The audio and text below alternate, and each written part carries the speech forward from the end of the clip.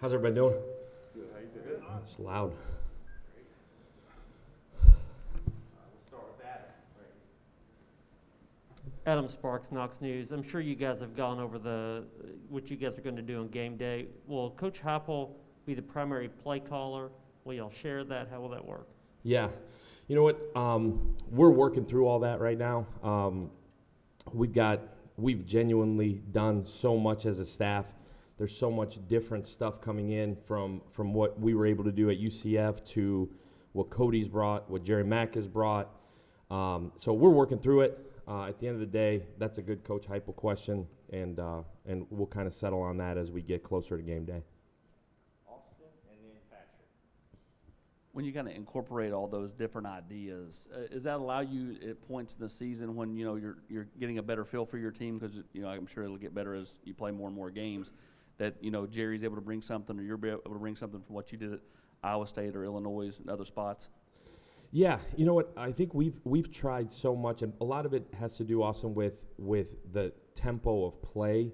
We've tried to put in through spring and summer really all of those ideas. We spent a bunch of time pre-spring, spent a bunch of time in spring, spent a bunch of time in May. We didn't have the luxury to go out on the road, so spent a bunch of time of really tightening those ideas down.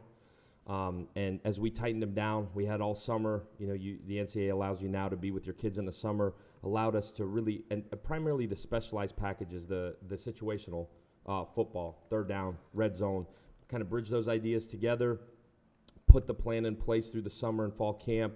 And so now we have a grab bag of things we can go to. The tempo play, you try not to do a whole lot new week to week. Obviously, you end up scheming certain things to certain looks, to certain things you're expecting. But absolutely, I mean, Jerry Mack brought some awesome ideas. Cody brought some awesome ideas. Cody is kind of like my go-to on, man, how does the SEC do this? How do defenses attack certain things? And then obviously Hype has been in this league. Glenn has been in this league. So it's been, I don't want to say a grab bag, but it's been a conglomerate of ideas through the summer, put a bunch in fall camp, and now we're kind of grab bagging as we're going, as we get pictures we're presented. This week, a unique challenge with a new defensive coordinator. Alex, going to go with the quarterback question, not to ask, don't need to make who's the starter or anything like that. But with you talk going into preseason about wanting to see Joe in this offense, what he looked like, how he, adjusted to it. So what have you seen in 3 weeks of practice, and how has he kind of jumped into what you guys are doing on offense? Yeah, Patrick, he's really done a good job, really a great job of fitting in, adjusting, learning, growing. He spent a bunch of time in May and June, July learning the system. He's a football smart young man. He's played in games that matter. So for him, it's just been a terminology, a progression, a read. The way we coach quarterbacks is unique. I think Joey's done an incredible job with him, doing the very best he can to prepare him. Really all of those quarterbacks, all three of those guys, put him in tough situations, tried to create tough situations in practice and in scrimmages. But I think Joe has caught on really, really well. He's progressed. He's gotten better. He's had bad days. We all have. But he's had bad days. I think my biggest point of emphasis offensively for us in general, quarterback position specifically, how do you respond to the bad day? And I think in general that's been the message. The quarterback position, every position, right? A bunch of young guys, a bunch of guys that hadn't played a whole lot, trying to instill confidence while bringing adverse situations into play. You can say adversity is going to come, adversity is going to come, adversity is going to come. You just hope it doesn't come for the first time September 2nd at Neyland. So you're trying to create those situations. And to me, not coaching the quarterbacks, I want to see how they respond. And I think Coach Heupel's in the same breath, and I think us as an offense in the same breath at that position. Adversity's coming. How do you respond? And continuing to instill confidence through those adverse situations has been the focus at that spot. Jimmy, then Brent. Coach, in terms of the offense, if you had a game this weekend, do you think the offense is efficient enough where you think they would perform well if you played this weekend? Gosh, I hope so. Yes, sir. We've taken this week very much like a normal game week. for us. Today was a Wednesday practice. Yesterday was a Tuesday practice.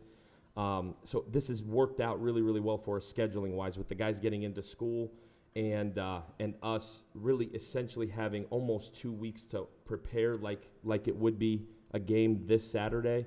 And honestly, us as coaches needed that to go through a normal game week before the normal game week. The players needed to see it. Again, the tempo of play, how we operate on offense. We don't have a vast menu of a million plays. Hence, we got to tighten it down, really prepare as if Saturday was game day.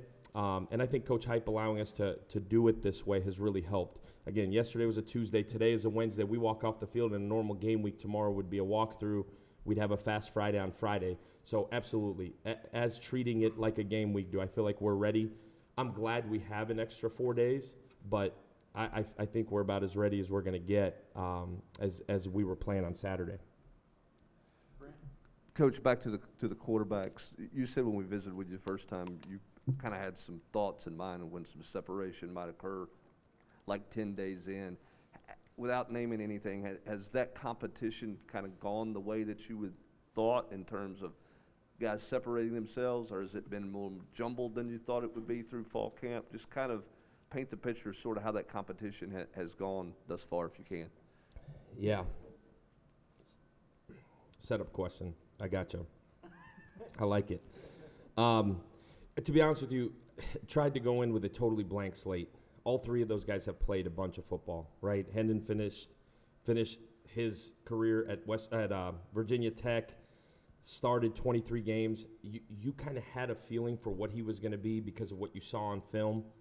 There's a ton of film to see. Harrison finished the season here. You kind of had a feeling, but he was a young guy. He was a freshman. You knew bullets were flying like any 18-year-old kid would. And then you had Joe, who had some body of work, not a ton of body of work. So went into a completely blank slate. Literally, those guys split 1s, 2s, and 3s as we went through camp with a 4th, and we literally gave them all the equal opportunity with the best skill guys, with the best O-line.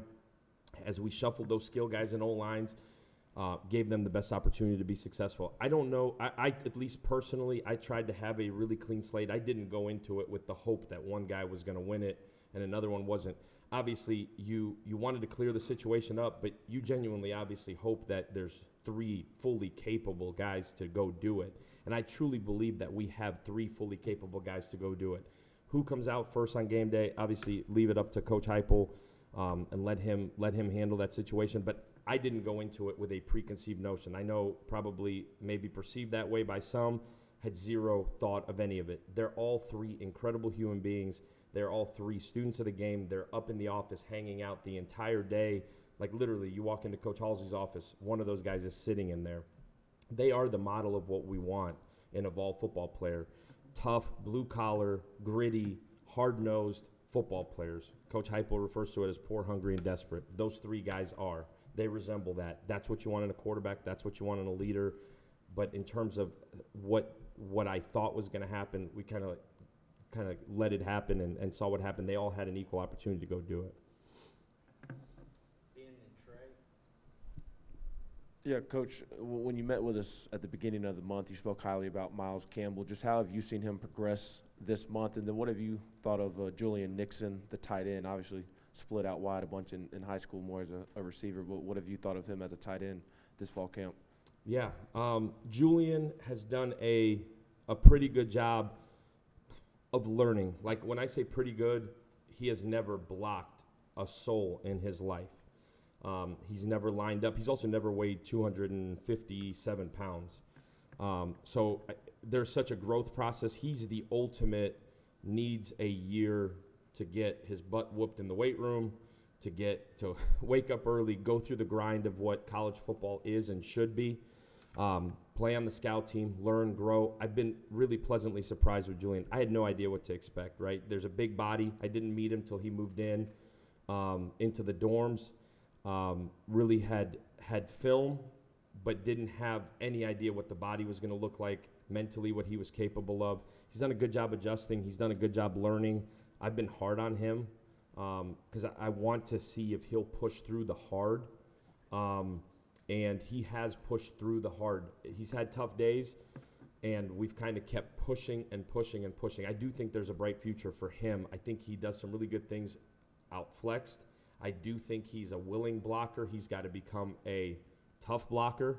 But I think he's learning and growing, and I've been pleasantly surprised with him. Miles, Miles was sick early in camp and lost some weight, has bounced back, has tried to recover from that. My hope is still that Miles helps us this year at some point. I would say right this second, he's fighting and battling to be in the rotation. But my hope is by middle of the year, which I had said early on, right? Like I have never played a freshman tight end ever. And I don't know, I've been coaching for a while, have never done it. Guys that are capable, guys that have played in the league, guy that was a Mackey finalist last year, never played those guys as freshmen. My hope is we still get Miles to that point. I think if he hadn't gotten sick, I think it would have been a little bit easier for him to bounce back. It just took him 2 weeks to get back in the swing of things, and he's still learning and figuring it out. I think mentally he's capable. I think physically he's willing and capable. I think just everything that's going on. I think we forget sometimes freshmen, like classes started, right? There's obvious distractions now going on. It's figuring out what is a game week. We had talked about this is a normal game week for us. Well, he's got tutoring, he's got class, tutoring, class, football, got to watch film on his own, got to learn, got to grow, got to figure out the game plan. Like there's a lot going on for a young man, for an 18-year-old, and that's not an excuse for him. It's just going to take him a second to put it all together to be able to line up on a Saturday at noon and play. And so my hope is still that he can play this fall for us and help us. I don't know how early that'll be in the season. Hey, Alex, when you look at the running back room and how these guys have progressed over the course of fall camp and then coming out of the spring when you didn't have Tyon Evans, what does that look like to you, especially the guys behind Jabari and Tyon, and a few guys like Jalen, maybe D. Beckwith, Pierce? How do you think that they've handled figuring out the scheme this fall? Done a really good job figuring out the scheme. I think Jerry Mack, Matt Merritt, those guys have done an incredible job teaching those guys. That's one position that I'm uber excited about going into game day. I think Jabari's had the camp we all hoped he would. Tyon, honestly, in a lot of ways has surpassed my expectations. He's started to figure out what it is to be a Division I college football player. He was here in the spring. I think I've recruited junior college my whole career. You come in from a junior college and it just hits you in the face. And it took him a while to figure it out. It really did. From how do I take care of my body? How do I sleep? When do I go to tutoring?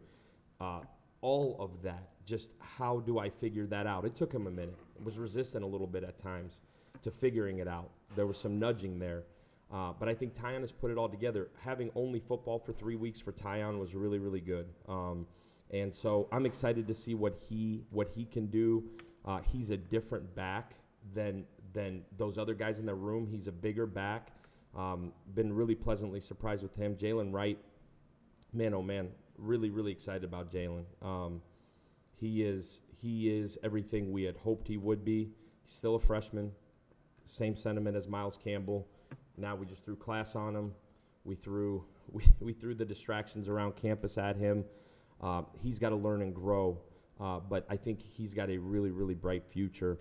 The other guys in that room with Marcus and D and those guys, we're still honestly, this is a true answer, still figuring out how the rest of the back end of that rotation shapes out.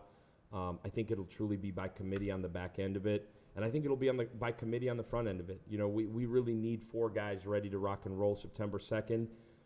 Obviously, those guys get nicked up as the season goes. COVID's a real deal right now. Like, we got to have 5 to 6 of those guys ready.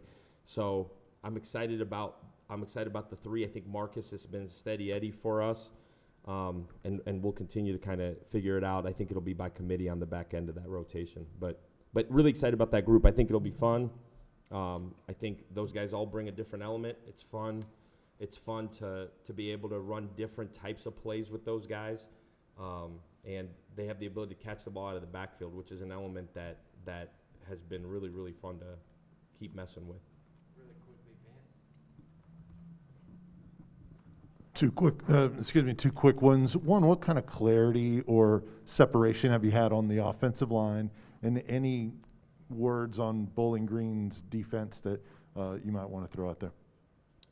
Yeah, offensive line. I think we've started to kind of hone in. Coach Ellerby really wants to have a true two deep. Feel like we're close to that, but you really want on game day 6, 7, 8 guys that can go. Again, the tempo play, you'd like to be able to roll some guys in there.